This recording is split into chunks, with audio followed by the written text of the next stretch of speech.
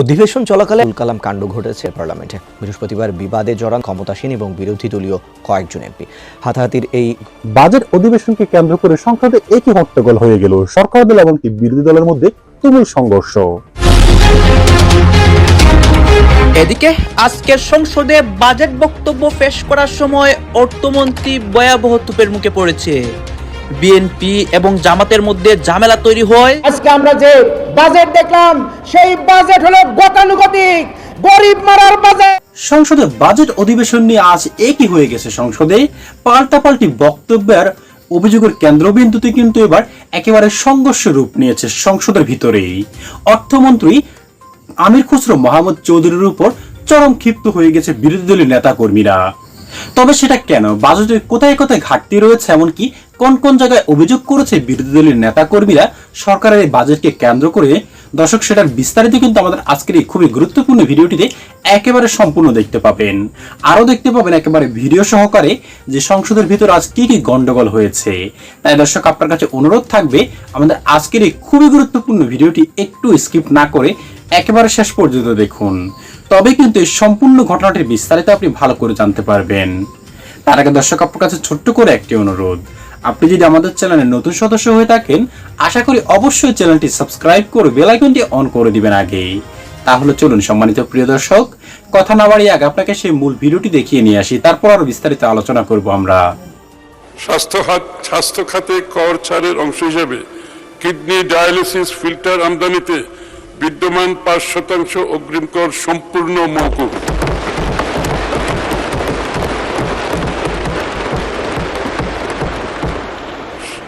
শারীরিকভাবে বিশেষ চাহিদা সম্পন্ন ব্যক্তিবর্গের ব্যবহারের জন্য আমদানিকৃত 15টি পণ্যের অগ্রিম আয়করের হার 2% থেকে 1% আনা হয়েছে। উৎস করের উচ্চ হারের কারণে স্বর্ণ ও স্বর্ণালঙ্কারের সরবরাহ এখনো অনানুষ্ঠানিক রয়ে গেছে, এটা ডার্ক মার্কেটে রয়ে গেছে সোনার বাজারটা। এটাকে মেইন স্ট্রিমে আনার জন্য এই ব্যবসাকে আনুষ্ঠানিক খাতে এনে সরকারের রাজস্ব আদায় বাড়ানোর লক্ষ্যে স্বর্ণ ও স্বর্ণালঙ্কার সরবরাহে উৎস করের 5% থেকে 0.5% করা হয়েছে। আমরা আশা করছি যে ডার্ক মার্কেটে সোনার ব্যবসা চলে সেখান থেকে আমরা বেশি বেরিয়ে আসতে পারবো। Computer,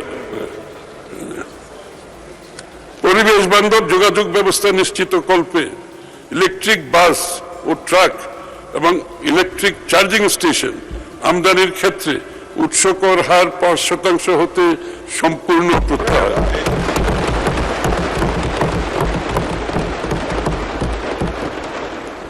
computer printer, portable automatic data processing machine, flash memory ও কম্পিউটার মনিটর আমদানিতে বিদ্যমান 5% অগ্রিম কর কমিয়ে 2% করা হয়েছে। স্থানীয়ভাবে মোবাইল ফোন উৎপাদনকারী প্রতিষ্ঠানের 22টি কাঁচামাল আমদানিতে অগ্রিম করের হার 5% ও 2% হতে 1% নামিয়ে আনা হয়েছে।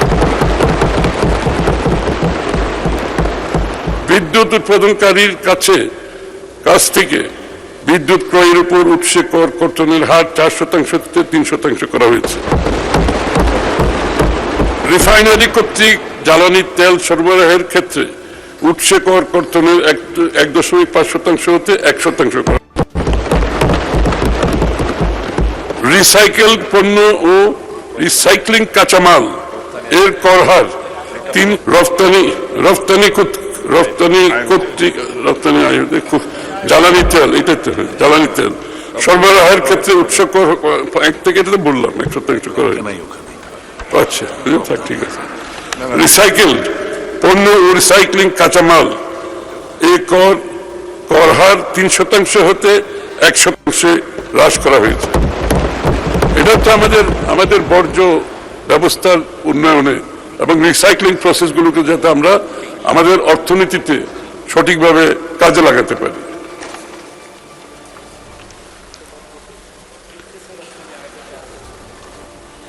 বিটিআরসি কর্তৃক প্রাপ্ত রেভিনিউ শেয়ার লাইসেন্স ফি এবং চার্জের উপর প্রযোজ্য 20% উৎসে কর প্রত্যাহার করা হয়েছে।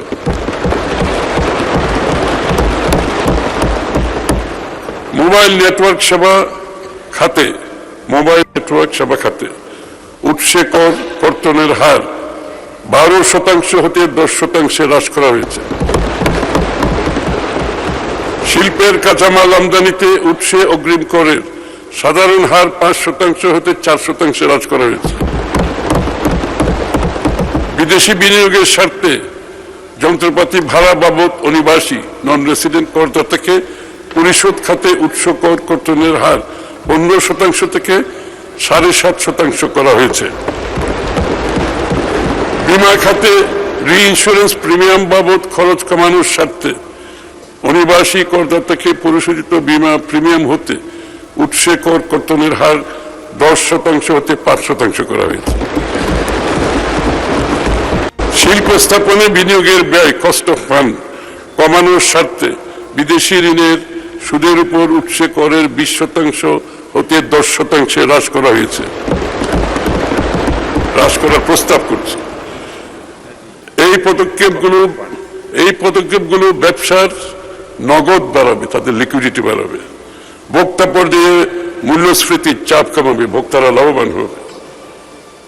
ফলস্বরূপ শিল্প ব্যবসায় বিনিয়োগ বৃদ্ধি পাবে, যেটা আমাদের টপ প্রায়োরিটি আজকে। উৎস করকে ন্যূনতম করের পরিবর্তে অগ্রিম কর হিসেবে বিবেচনা করা, এটা একটা গুরুত্বপূর্ণ সিদ্ধান্ত। মাননীয় স্পিকার, এতদিন করযোগ্য আয় কম থাকা সত্ত্বেও উৎসে কর্তৃত কর বাধ্যতামূলক ন্যূনতম কর হিসেবে বিবেচনা করা হতো, যা ব্যবসায় পুঁজির সংকট তৈরি করত। সরকার এই বিধান বাতিল করে উৎসে করকে অগ্রিম কর হিসাবে গণ্য করার আন্তর্জাতিক বিধান চালু করছে।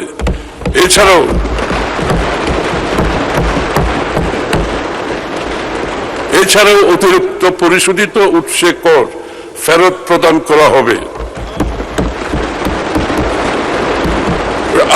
আগের মতো ফেরত না, অটোমেটেড ফেরত। এর মাধ্যমে কর ব্যবস্থায় ন্যায্যতা প্রতিষ্ঠিত হবে। মাননীয় স্পিকার, একটি দায়িত্বশীল রাষ্ট্র হিসেবে আমাদের করনীতি শুধু রাজস্ব সংগ্রহের হাতিয়ার হিসাবে নয়, খাদ্য নিরাপত্তা, জ্বালানি নিরাপত্তা, পরিবেশ সুরক্ষার জন্য ব্যবহৃত হতে হবে।